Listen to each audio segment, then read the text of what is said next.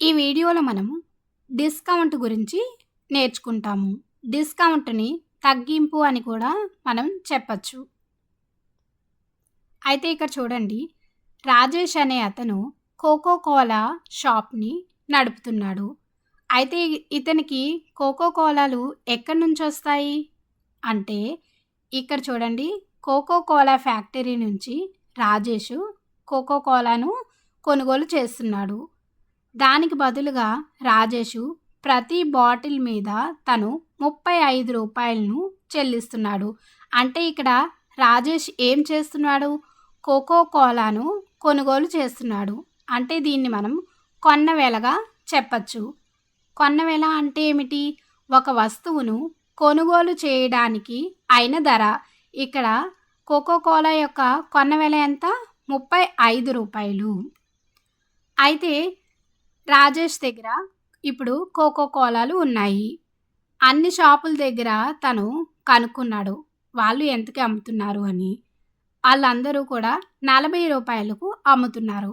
కాబట్టి రాజేష్ కూడా ఏం నిర్ణయించుకున్నాడు అంటే ₹40కి అమ్మాలని చెప్పి నిర్ణయించుకున్నాడు. కాబట్టి రాజేషు కోకో కోలాకు ప్రకటన ధరను ₹40గా నిర్ణయించాడు. అంటే ప్రకటన ధర అంటే ఏమిటి? ఒక వస్తువును అమ్మడానికి దానిపై తయారీదారుడు నిర్ణయించిన ధరనే మనము ప్రకటన ధర అని చెప్పవచ్చు. అయితే ఇప్పుడు రాజేష్ దగ్గర కోకో కోలాలు ఉన్నాయి. ఇప్పుడు రాజేష్ షాప్ దగ్గరకు ఒక కస్టమర్ రావడం జరిగింది. తనకు ఒక కోకో కోలా కావాలి. అంటే రాజేషు తన దగ్గర ఉన్న కోకో కోలాను ఇచ్చాడు. దానికి బదులుగా కస్టమరు కొంత డబ్బును చెల్లించాలి. ఎంత? ₹40 డబ్బులను చెల్లించాడు. అంటే ఇక్కడ ఏం జరుగుతుంది? కోకో కోలాను కస్టమర్కు అమ్మడం జరుగుతుంది. అంటే దీన్ని మనం ఏం చెప్పచ్చు అంటే ఈ ₹40ను అమ్మిన వెల అని చెప్పచ్చు. అమ్మిన వెల అంటే ఏమిటి? ఒక వస్తువును అమ్మిన ధరనే మనం అమ్మిన వెలగా చెప్పచ్చు. ఈ విధంగా కోకో కోలాను కొనడము, ప్రకటించడము, అమ్మడం జరిగింది. అయితే రాజేష్ వ్యాపారం చాలా బాగా నడుస్తుంది. రాజేష్ ఏం చేశాడు? ఈ షాప్తో పాటు మరొక 2 షాపులను కూడా నడుపుతున్నాడు. అయితే ఇప్పుడు రాజేష్ ఎంత ప్రకటన ధర అనేది నిర్ణయించాడు? ₹40 అనేది ప్రకటన ధర. మరి అమ్మిన వెల ఎంత? అంటే కోకో కోలాను ఎంతకు అమ్ముతున్నాడు? ₹40కి అమ్ముతున్నాడు. కానీ రాజేష్కు ఒక ఐడియా వచ్చింది. ఏమిటి అంటే జనాలను మరింత ఆకర్షించడానికి ఒకవేళ మనం డిస్కౌంట్ ఇచ్చినట్లయితే ఇంకా ఎక్కువ అమ్ముడుపోతాయి అని చెప్పి తనకు అనిపించింది. కాబట్టి రాజేష్ ఏం చేశాడు? డిస్కౌంట్ను చెప్పాడు. అంటే ఒక్కొక్క బాటిల్పై 25% తగ్గింపు అనేది ఇస్తున్నాడు. ఇప్పుడు కస్టమర్కు ఎంత వస్తుంది? డిస్కౌంట్ 25%. ఇక్కడ డిస్కౌంట్ అనేది దేనిపై ఇస్తున్నారు? ప్రకటన ధరపై డిస్కౌంట్ అనేది వర్తిస్తుంది. అంటే ఇక్కడ ఏమవుతుంది? ప్రకటన ధర ₹40 ఉన్నాయి. మరి డిస్కౌంట్ ఎంత అవుతుంది? ₹40లోని 25% అంటే ₹10 వస్తుంది. కాబట్టి ఇప్పుడు అమ్మిన వెల ఎంత అవుతుంది? ₹30 అవుతుంది. ఎందుకు? డిస్కౌంటు 25%. ఎంత? ప్రకటన ధరలో. ప్రకటన ధరలో 25% అంటే ₹10 అవుతుంది. 40లోంచి ₹10 తీసివేస్తే మనకి ఎంత వస్తుంది? ₹30 వస్తుంది. కాబట్టి ఇప్పుడు కోకో కోలాను ఎంతకు అమ్మాలి అనుకున్నాడు? ₹30కు అమ్మాలి అనుకున్నాడు. కాబట్టి ఇక్కడ డిస్కౌంటు అంటే ఏమిటి అంటే ఒక వస్తువు అసలు ధర లేదా ప్రకటన ధర కంటే తక్కువ ధరకు అమ్మడాన్నే మనము డిస్కౌంటు అంటాము. అంటే ఇక్కడ చూడండి, ముందుగా ఒక వస్తువుని కొంటాము. ఆ తర్వాత దాని యొక్క ప్రకటన ధరని నిర్ణయించుకుంటాము. ఆ తర్వాత దానిపై డిస్కౌంట్ ఎంతో మనము నిర్ణయించుకుంటాము. ఆ తర్వాత ఆ వస్తువుని మనం అమ్ముతాము. ఇక్కడ కొన్న వెలను ఇంగ్లీష్లో ఏమంటామంటే కాస్ట్ ప్రైస్ అంటాము. అదేవిధంగా ప్రకటన ధరను ఇంగ్లీష్లో మార్క్డ్ ప్రైస్ అంటాము. డిస్కౌంట్ని డిస్కౌంట్ అంటాము. అమ్మిన వెలను సెల్లింగ్ ప్రైస్ అంటాము. అయితే ఇక్కడ డిస్కౌంట్‌ను ఏ విధంగా కనుక్కుంటాము అంటే, దీనికి మనకు సూత్రం ఏ విధంగా రాసుకోవచ్చు అంటే, ప్రకటన ధరలోంచి అమ్మిన వెలను తీసివేస్తే మనకు డిస్కౌంట్ అనేది వస్తుంది. కాబట్టి ప్రకటన ధర మైనస్ అమ్మిన వెలగా దీన్ని మనం రాసుకోవచ్చు.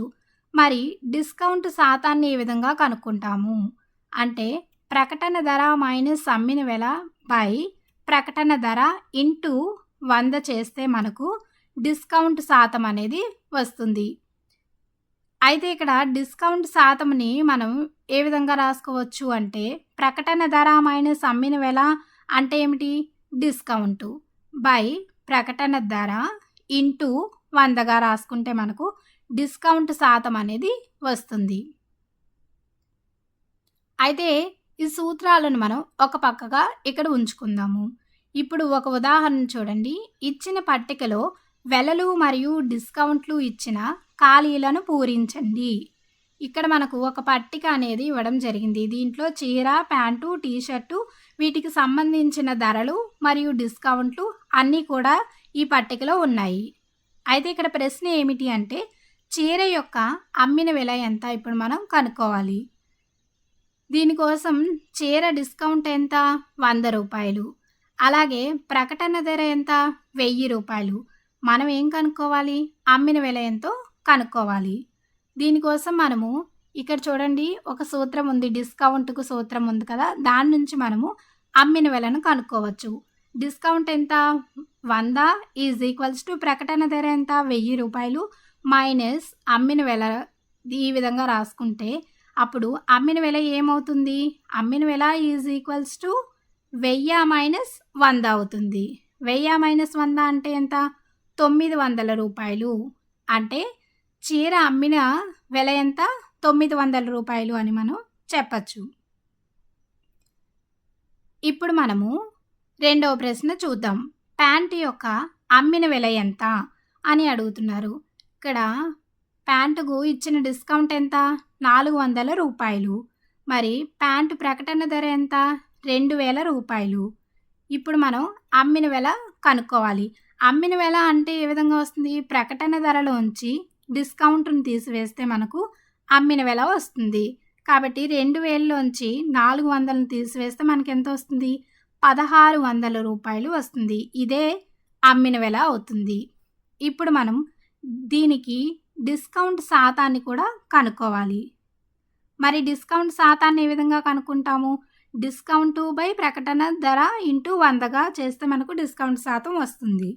డిస్కౌంట్ ఎంత? 400 రూపాయలు బై ప్రకటన ధర ఎంత? 2000 రూపాయలు ఇంటూ 100 చేస్తే మనకు 100లో 2 సున్నాలు, ఇక్కడ 2 సున్నాలు క్యాన్సిల్ అయ్యి మనకు 20 మిగులుతుంది కదా హారంలో. ఈ 20 ఎంత? 400. కాబట్టి మనకి ఇక్కడ ఎంత వచ్చింది? డిస్కౌంట్ శాతం 20% అనేది వచ్చింది. ప్యాంట్ అమ్మిన వెల 1600 రూపాయలు, డిస్కౌంటు 20% వచ్చింది.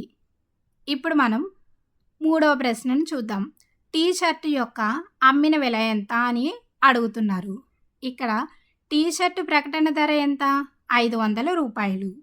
మరి అమ్మిన వెల ఎంత? 375 రూపాయలు. ఇప్పుడు దీని నుండి మనం డిస్కౌంట్ని కనుక్కోవాలి. డిస్కౌంట్ అంటే ఏమిటి? ప్రకటన ధరలోంచి అమ్మిన వెలను తీసివేస్తే డిస్కౌంట్ అనేది వస్తుంది.